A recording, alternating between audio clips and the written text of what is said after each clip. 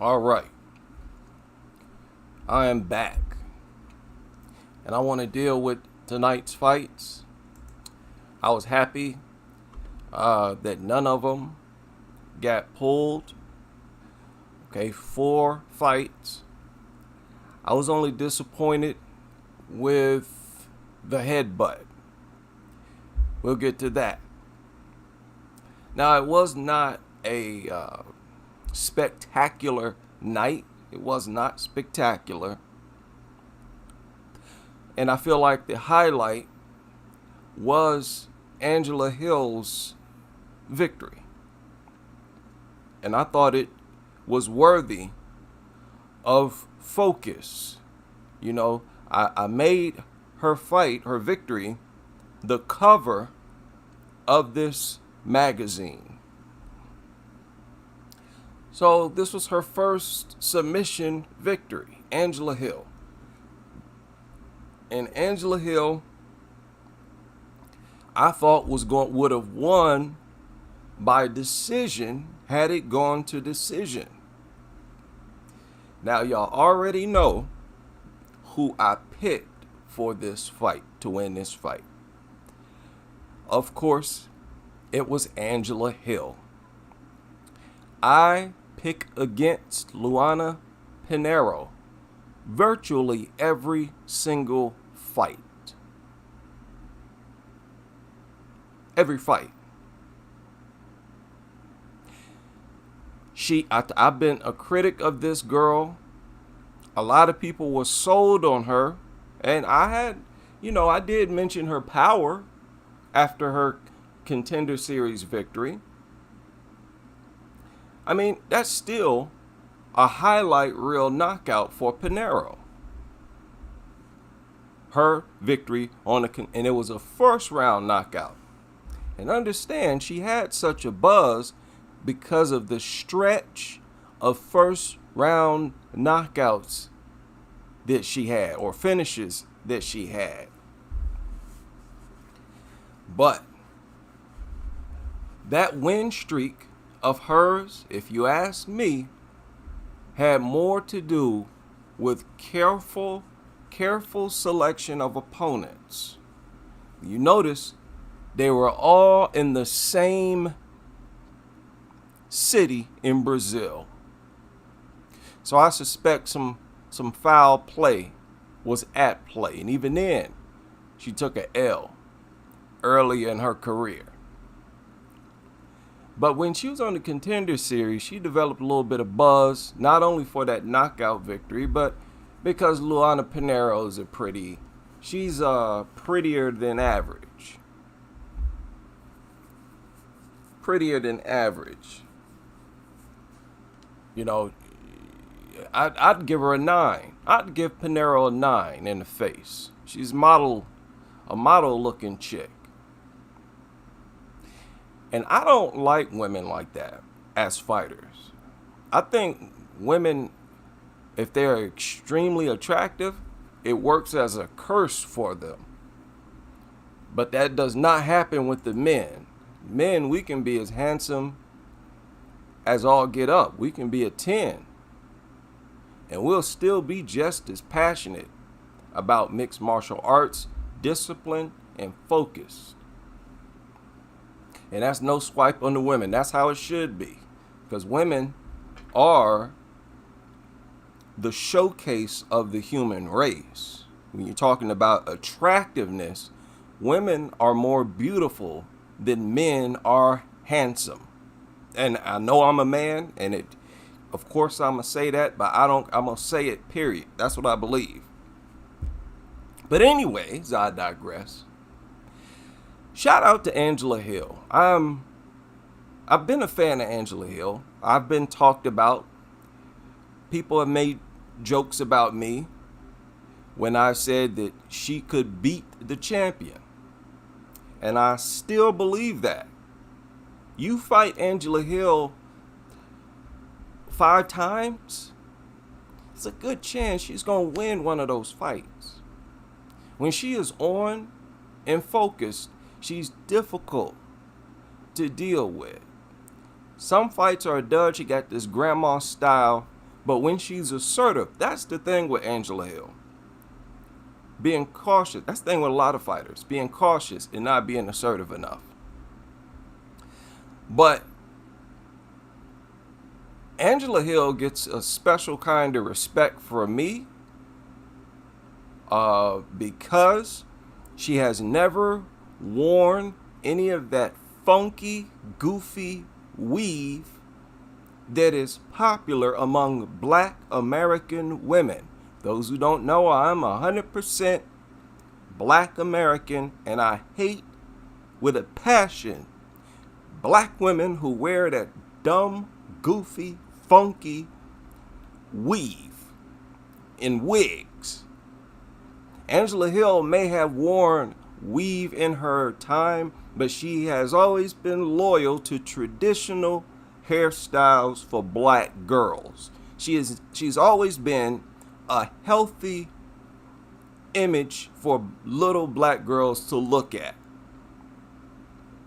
And I'll always be grateful to Angela Hill for that. Nobody care who she dates. Shout out to her and her hubby. But Luana Pinheiro is flawed. I was trying to tell people this after she lost to Sam Hughes. After she lost to Sam Hughes, I believe Sam Hughes won that fight. Okay? Now, and understand, I was done with Pinheiro after that Ronda Marcos fight, which was her UFC debut. That illegal up kick, I'm like, nope. She showed some character there. If you ask me, she showed character that, she revealed her true energy and spirit. She's not a real gritty, stomp down warrior like that. Okay, and I felt like it showed against Ronda Marcos and again against Sam Hughes. I feel like she lost that fight. I feel like she lost to Michelle Watterson. This girl is really on a 4-fight losing streak. Let's be honest. 4-fight losing streak, and I think Ronda Marcos would have whooped her butt had that fight continued. Ronda Marcos was very angry in that fight. She was fighting with a lot of tenacity. So I think Pinheiro's a little bit overrated. I don't even think she should be in the UFC, if you ask me. I think she's primarily in the UFC because of her looks. Now back to Angela Hill's first submission win. She started as a Muay Thai, right? Muay Thai chick, kickboxer chick. Always lacked in the power department, I feel. Always lacked in the power department and fluidity. I was getting upset during the fight, asking where was Angela's jab. And you saw as soon as she started to commit to it, it was a more powerful tool than she thought it would be. Actually landed a knockdown with the jab. Luana Pinheiro is more vulnerable to a jab than any other female in the UFC. Her face it absorbs the jab flush every time. And her head always snaps back far. She is not countering. She don't even move with the punch. Okay? And for a while, I've been upset or disappointed with Angela Hill for her lack of jab. She started to use a little bit in this fight. She could have used it more. And Pinheiro, reluctant. She don't know what she really want to do. You saw Pinheiro tried that hip toss. Angela Hill blocked it. Angela Hill's physical strength was on and popping in this fight. I thought she's about to get taken down. Pinheiro usually have a lot of luck tossing these chicks around with that little judo toss she does. Angela Hill rejected it, and commenced to beating up Luana Pinheiro. Pinheiro, I don't think this was so much Angela Hill evolving. I don't think it was so much of that, but I do think she's still in her prime. I think Angela Hill is aging slowly. Aging as in her style. How she's pulling. She's like Jessica Andrade, if you ask me. A lot like Jessica Andrade in that they've had a lot of fights, took a lot of losses, a lot of lumps, but still seem to be getting better. I mean, let's be honest. She seemed what she does need to do. One thing Angela Hill does need to do is get some get back against Mackenzie Dern. That was a bad beating. Now I understand Mackenzie Dern is falling in the rankings and Angela Hill moving up.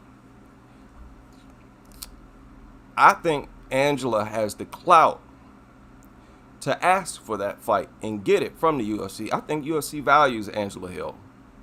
And I think they're going to let her fight in the UFC for as long as she wants. They're never going to cut her. But that was a bad beating. This was a historic beating. This was one of the few beatings in WMMA that was kind of uncomfortable to watch. She got to get some get back. I mean, it's okay to take a beating like that, but you took it from Mackenzie Dern. Mackenzie Dern. Got to get her back for that. Got to get her back for that, and that was a decision. Angela Hill looked like in that guillotine for the first time, was very assertive in applying that submission. I've seen her go for submissions before. And man, I didn't know she was cut. Ain't never seen her cut. Huh. Didn't realize. Okay, yeah, I think she was cut before though. You see how she went for it? Went for it. That was the key. That was the difference. She seemed to be winning in the striking department. I've never been a big fan of Luana Pinheiro. She's not a good striker. She be in there looking lost, confused, unsure what she want to do. Okay, Angela Hill just too experienced, too seasoned. That's an interesting record she got here. But she's fought a lot of fighters. Sort of took Denise Gomes' star. I think she gave her her first defeat. Isn't that right? No, not her first defeat. That was not her first defeat. That was a good win for Angela Hill. Remember, Denise was coming off that huge knockout over Yasmin Jauregui. So that was a good victory for Angela Hill. Beat Emily Dakota Lupita. Okay, so we'll see what happens. I think she's number 10 now, if I'm not mistaken, right? Luana Pinheiro was ranked at number 10. So we'll see what happens with Angela Hill. I couldn't believe that. How you gonna get submitted by Angela Hill? It's supposed to be a judo chick. That was hilarious. Luana Pinheiro, like I said before, girls that are, you get too pretty, it's a curse. And it's only that, like that for women. It's not like that for men. Not like that for men. Y'all see them girls, they super pretty and where it look like they should be a model, but they want to be tough. Like, hey, I'm a girl power. So they started lifting weights, maybe get into some fighting martial arts classes. And then they go overboard. Then they get into fighting. I don't know. I just don't think it. Women are more likely to feed into what people say about them and how they're seen, how they're perceived, how they're judged by the general public, both males and females. I think they're more likely to get gassed up by the attention, especially that they get once they enter the UFC. I think they're more likely to get gassed up. Like I said, if I had a female fighter, I wouldn't let her have no social media. If she did, just be for business purposes, and she wouldn't be the one handling it. So, I think she might have a good career as a trainer, work at a gym somewhere. I don't know how well she speaks. Maybe she can get a ringside commentary job. I'm sure she could do that. They like to get pretty fighters at cage side. But I don't see her going far at all in MMA. And honestly, man, what is she doing? What's she doing in the UFC? Not a good look for the UFC. Now, where was she at? Number 9. Pinheiro was ranked number 9. And now, Angela Hill is at number 12. Oh, snap. Angela Hill has cracked the top 10.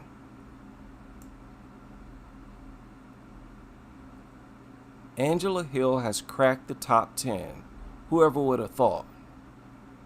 Boy, this is getting crazy. What are her chances? And most of these fighters at the top, she's already fought. A lot of them she's fought. Amanda Ribas, she fought Dern. Haven't fought Rodriguez. Verna, she fought Verna. Andrade.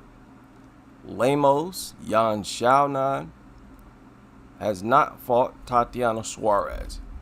I'm waiting on the announcement for Suarez Weili, the most obvious fight to make.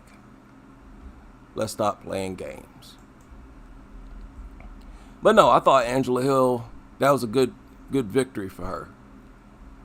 Now, what was the deal with, I think it's Tamarus Vidal?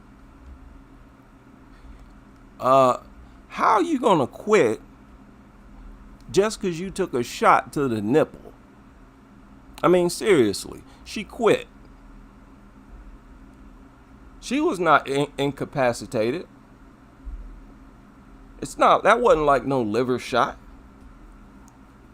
She could have just took the pain and kept fighting. She didn't even have to let her opponent know that she was in pain. She could have just took that. She decided to quit. I mean, it may as well have been her quitting, because she wanted a timeout. She wanted a timeout for getting hit in the nipple? Really?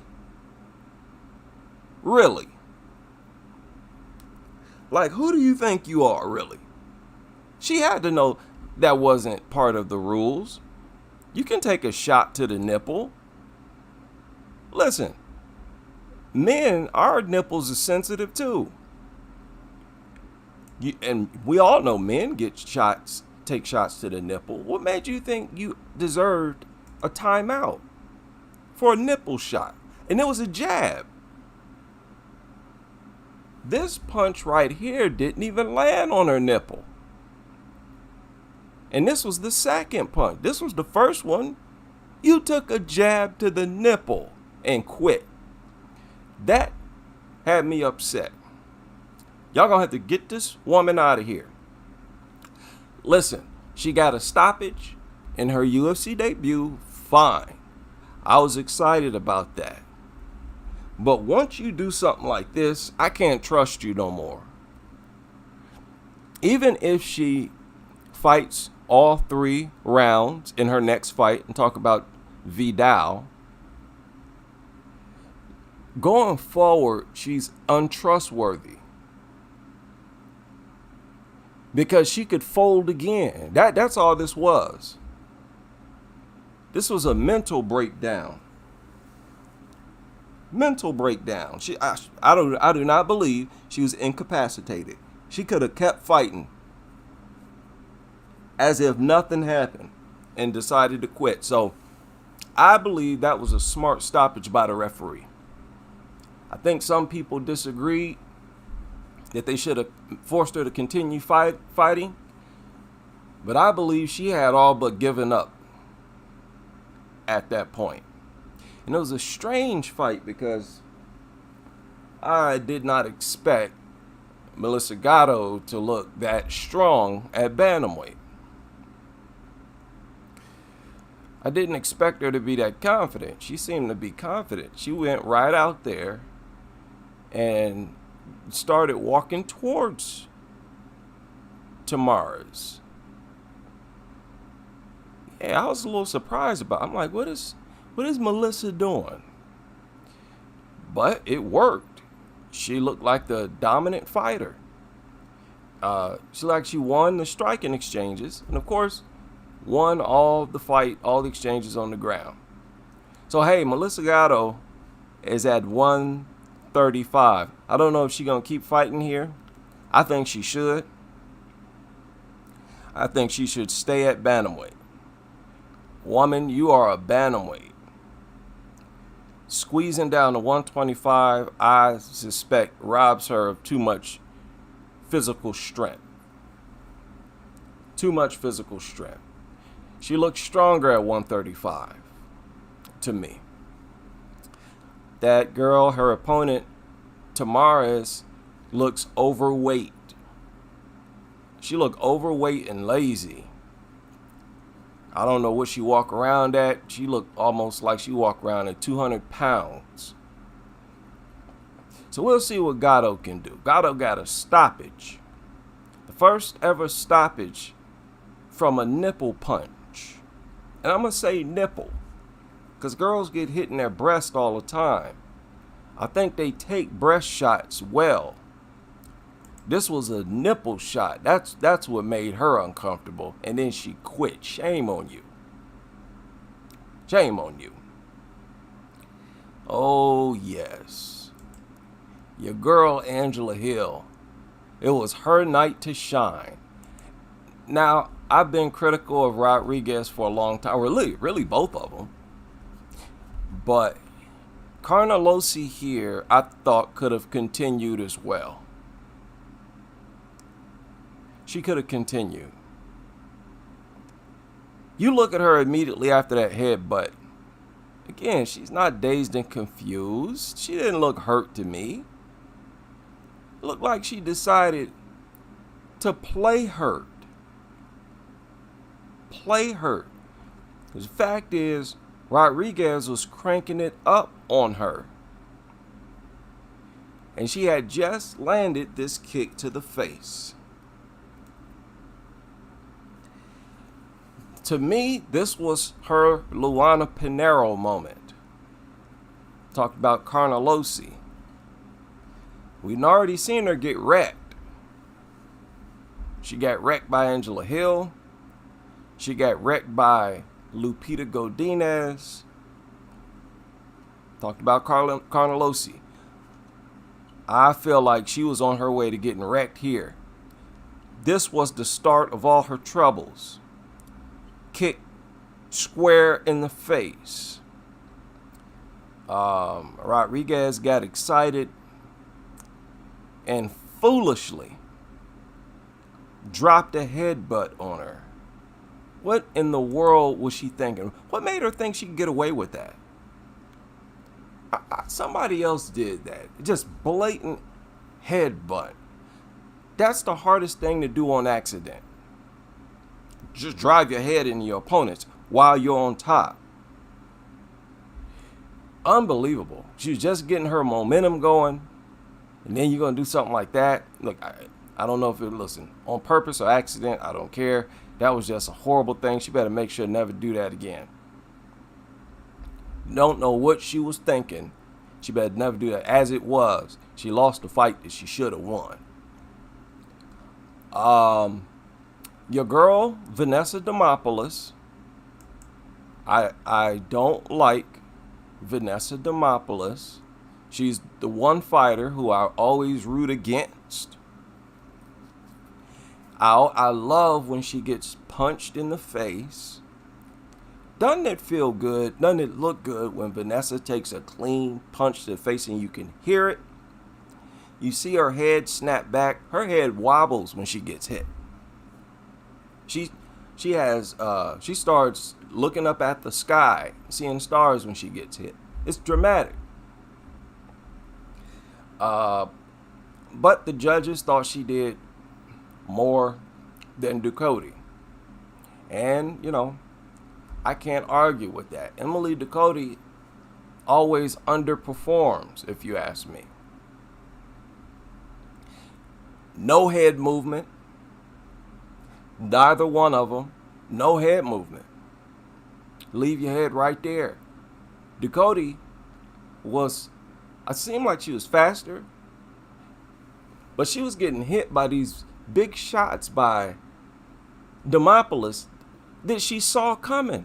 Had to have seen coming. Demopoulos, she cocks back, draws back. She telegraphs her shots. Ducote, not so much. But yet she was landing repeatedly on Ducote. That's it. MMA is not all about offense. It does not seem like these trainers are even focusing on defense. Skill-wise, I don't know. Demopoulos, she threw some decent-looking punches. I just still think she's a lower-tier fighter. It's only a matter of time before she get beaten up again. She was in there looking, listen, had Ducote cranked it up just a little bit, had she picked up the pace just a little, and that was what I was disappointed with, especially starting the second round. It's like, why are you staying at that steady, same pace?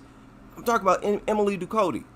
She never cranks up her aggression, her offense. Never. Demopoulos did it in this fight. Starting in the second round, and she will have moments.